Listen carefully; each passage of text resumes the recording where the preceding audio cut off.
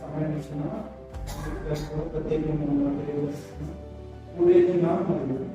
ప్రతి ఒక్కరు కూడా దేవుని పేరట శుభాలుగా ఉన్నారు. ఈ రోజు నేను చనిపోయే మాటలు ఏంటంటే దేవుని ప్రేమ అది మనలో ఉన్నప్పుడు మనం ఎలా ఉండాలని జ్ఞాపకం చేస్తున్నాను. మరి దేవుని ప్రేమ మనలో ఉన్నప్పుడు మరి మనం ఎలా ఉండాలి, దాని మనుషులు తప్పుతుంటే తీసుకుంటారని దేవుడు వాక్యం కదా. మొదటి ఆవరణతో పత్రిక 4వ అధ్యాయం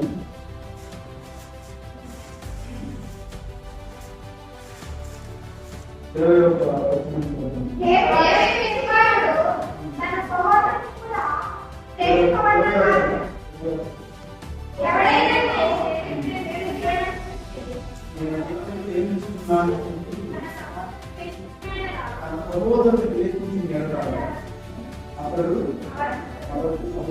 ఎందుకంటే మన హృదయంలో మనము ఆలోచన ఒకలా ఉంటే ఇక్కడ బయటికి ఒకలాగా మాట్లాడుతున్నాం.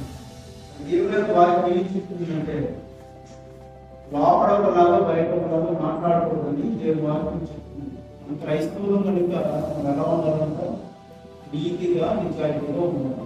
మరి ఈ యొక్క వాక్యం కూడా మనం నేర్చుకున్నది ఏంటంటే మనం ఒకరిని ప్రేమించున్నప్పుడు మరి నిజముగా ప్రేమించాలి. మరి దేవుని పిల్లలు మనం ఎలా ఉండాలంటే నిజాయితీగా నీతిగా ఉండాలి. దేవుని వాక్యం చెప్తుంది.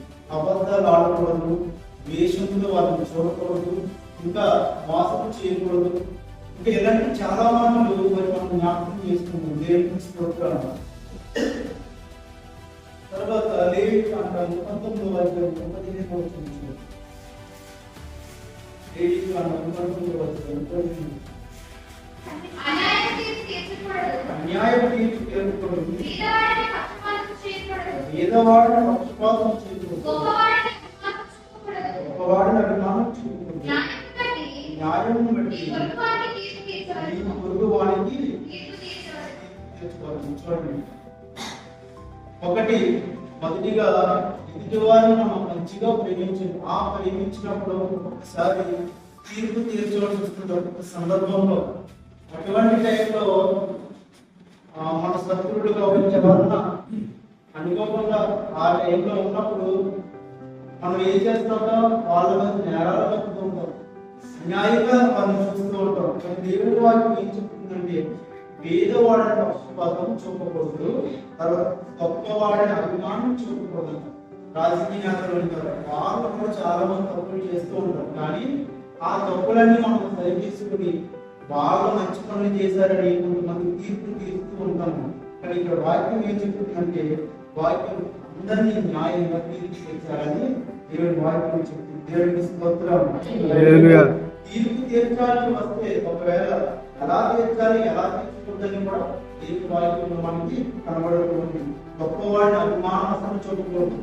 పేదవాళ్ళు ఉన్నారు, రోడ్ సైడ్ ఎంతో మంది ఉన్నారు, వాళ్ళకి ఎన్నో కష్టాలు వస్తుంటే కష్టాలు వచ్చినప్పుడు వారిని అక్కలాగా లేకపోతే గొప్ప వాళ్ళు అక్కలాగా మనము చూడకూడదు. అందరికీ న్యాయంగా తీర్పు తీర్చాలి. వాళ్ళకి ఒకసారి ఆహారం లేదు, మనం దగ్గరికి బతుకుంటారు, ఆహారం లేదు వారిని మనం మర్చిపోయకూడదు. వారు మన దగ్గరికి వచ్చినప్పుడు చక్కగా తీర్పు తీర్చాలి. వారికి ఎటువంటి పరిస్థితులు సహాయం చేయాలో మనం చెయ్యాలి. దేవునికి స్తోత్రం కలుగునుగాక. ద్వితీయోపదేశకాండం 1వ అధ్యాయం 17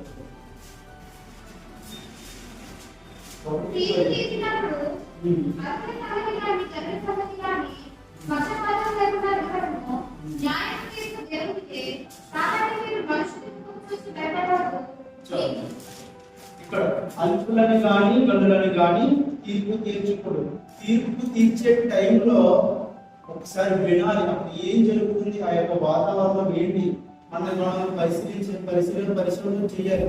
అంటే ఎవరో ఏదో చెప్పారని మనం నమ్మడానికి వీల్లేదండి. అక్కడ జరిగి అక్కడ సిచ్యువేషన్ ఏంటో మనం ఏం చేయాలంట ఆలోచించాలి మొదటిగా. అంతేగాని ఎవరో ఏదో చెప్పారని మనం వినకూడదు. దేవుడికి స్తోత్రం కలుగునుగాక. హల్లెలూయా. పక్షపాతం చూపించకూడదు. దేవుని పిల్లలుగా మనం ఉన్నప్పుడు ఏం చేయాలి, పక్షపాతం చూపించకూడదు, న్యాయంగా తీర్పు తీర్చాలని దేవుని యొక్క మాటలు సెలవిస్తున్నాయి. మొదటిగా వినాలి, విన్నదానికి న్యాయంగా తీర్పు తీర్చాలి. దేవునికి స్తోత్రం. హల్లెలూయా. అదే ద్వితీయోపదేశ కాండంలో 25వ అధ్యాయంలో 10వ వచనం చదివితే మనుషులకు వివాదం కలిగి న్యాయసభకు వచ్చినప్పుడు న్యాయాధిపతులు విమర్శించి నీతిమంతుని దోషిని తీర్పు తీర్చబడను. చాలు. ఇక్కడ ఒకసారి మనం చూసినప్పుడు న్యాయసభకు చూసినప్పుడు పూర్వంలో ఒక చెట్టు కింద గ్రామ మొత్తం అన్ని ఏమన్నా గొడవలు కానీ ఏమైనా అయినప్పుడు ఆ చెట్టు కింద ఒక అతను ఎంత కూర్చొని తీర్పు తీర్పుతూ ఉండేవాడు. గొడవలు ఏమైనా అయినప్పుడు ఎలాగైనా మనుషుల మధ్య వివాదం వచ్చినప్పుడు, గొడవలు వచ్చినప్పుడు తీర్పు తీర్చడానికి వస్తే ఎలా తీర్చాలంట? నీతిమంతుడిగా తీర్చాలి, దోషినే తీర్చాలి. ఒకవేళ దొంగపని చేసిన వారు మనం దొంగని తీర్చాలి. ఒకవేళ దొంగ చేసిన వాడు మన ఇంట్లో వాడే అనుకో, మనం అప్పుడు కూడా దోషినే చూపించాలి. కానీ మనవాడు కదా, ఇంట్లో వాడు కదా అని మనం ఏం చేయాలంటే నీతిమంతుడిని చెప్పకూడదు. అక్కడ దేవుని వారికి ఏం చెప్తుంది? నీతిమంతుడినే తీర్పు తీర్చమన్నారు. దేవునికి స్తోత్రం. హల్లెలూయా. లోకాసువార్త 6వ అధ్యాయం 37వ వచనం.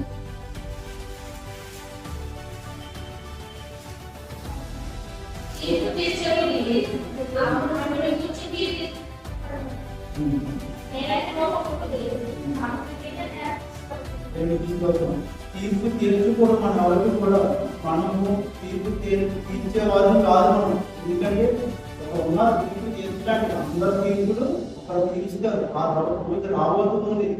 తర్వాత నేరం కూడా మోపకూడదని ఎవరి మీద. ఎవరో అబద్ధాలు ఆడారని చెప్పి మనం ఆడుతుంటాం. మనలో ఏ యొక్క మరి లోపంలో వారు కూడా తర్వాత చూపిస్తుంటారు. దేవునికి స్తోత్రం కలుగునుగాక. చాలా పరిస్థితులు మనం అనుకుంటుంటాం, అందరికీ తీర్పు తీర్చాలని అనుకుంటాం, కానీ కొన్నిసార్లు జరగదు. ఎందుకంటే మనం పరిశుద్ధంగా ఉండాలి. పరిశుద్ధంగా ఉండాలంటే పరిశుద్ధంగానే పుట్టాలి. పరిశుద్ధంగా పుట్టాలంటే మన వల్ల ఏం కాదు. ఎందుకంటే మనం ఆవులు పుట్టాం కాబట్టి మనం పరిశుద్ధులుగా ఉండాలి. దేవునికి స్తోత్రం కలుగునుగాక. హల్లెలూయా. మొదటి కొరింథీయులకు రాసిన పత్రిక 4వ అధ్యాయం 5వ వచనం. కాబట్టి సమయం రాకముందు అనగా ప్రభు వచ్చే వరకు దేనిని గురించి తీర్పు తీర్చకుము.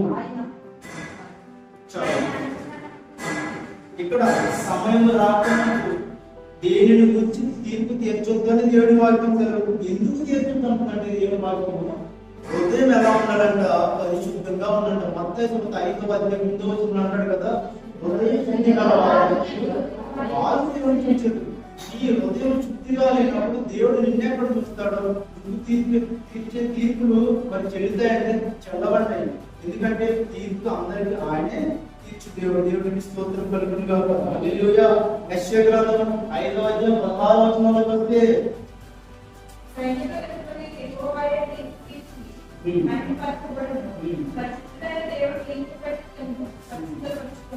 చాలండి.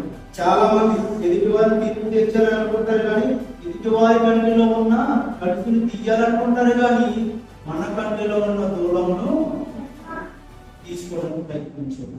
ఎదుటి వారి కంటిలో ఉన్న కడుపుని తీయడానికి చూస్తాం, కానీ మనలో ఉన్న లోపం మనం గుర్తించలేకపోతున్నాం. తీర్పులు తీర్చుకోడు. తీర్పు తీర్చాలంటే ఎంత చెప్పాను? పరిశుద్ధంగా ఉంటాడు, పరిశుద్ధంగా ఉండాలి, పరిశుద్ధంగా ప్రవర్తించాలి. అవి మన వల్ల అయిపోయే పని కాదు. మన మానవులు కాబట్టి మనం పాపంలో పుట్టి ఉన్నాం. దేవునికి స్తోత్రం. హల్లెలూయా. కానీ పరలోకంలో తండ్రి మాత్రమే తీర్పు తీరుస్తాడండి. ఆయన కుమారుని పంపించాడు. ఎందుకు పంపించాడు ఆయన కుమారుని అంటే మనుషులమైన మనల్ని రక్షించడానికి పంపించాడు. దేవునికి స్తోత్రం. మరి వారి మనసు లేదని చాలా మందికి, రక్షణ లేదని మరి వారి కొరకు ప్రార్థన చేయాలి. ఎలా ప్రార్థన చేయాలంటే స్వస్థపరచని దేవ, మాలో ఉన్న లోపములను సరిచేయని దేవుని మనం ఏం చేయాలి?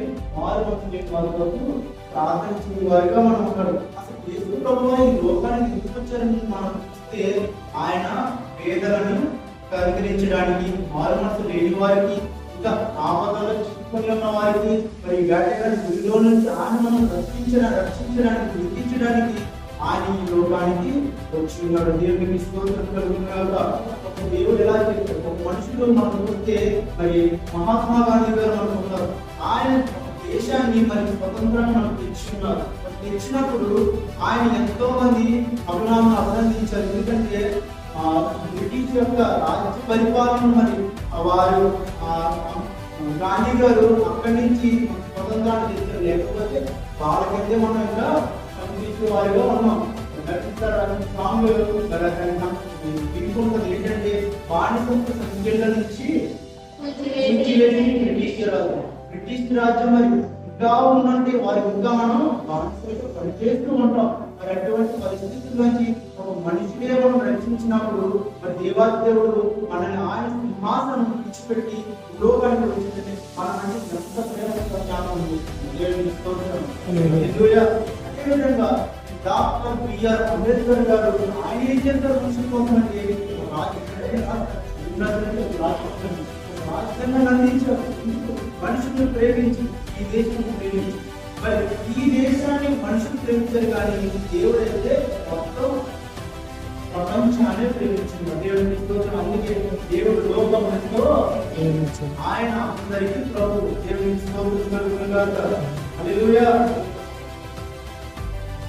రక్షకుడైన దేవుడు ఆయన సింహాసనం విడిచిపెట్టి మానవ రూపుగా ఆకాశాన్ని విడిచి ఈ లోకానికి వచ్చి ఉన్నాడు. మరి ఆయన ప్రేమను మనం జ్ఞాపకం చేసుకోవాలి. ఎందుకంటే ఆయన పుట్టడం కూడా పశువుల పుట్టాడు. అక్కడ స్థలం దొరకలేదు. తర్వాత ఆయన పెరిగి మరి పరిచయం చేస్తున్న సమయంలో కూడా ఆయనకు స్థలం దొరకలేదు.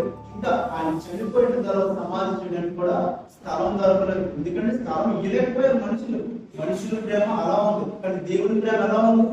ఆయన సింహాసనం విడిచిపెట్టి మనుషుల కోసం మానవ రూపుగా పుడితే మనుషులేమో దేవుని స్థలాల్లో ఉంది. దేవుని యొక్క ప్రేమ గొప్పది. మనుషుల ప్రేమ ఎలా ఉంటుంది? ఈ రోజు ఒకలా ఉంటుంది, రేపు ఒకలా ఉంటుంది. ఒకడు వచ్చి మన దగ్గరికి వచ్చి 10,000 అప్పటికి మనం ఇస్తాం, కానీ అసలు వాడు కనిపించడు. అలా ఉంటుంది ప్రేమ. దేవుడి యొక్క కొద్ది మాటలు శాస్త్రించిన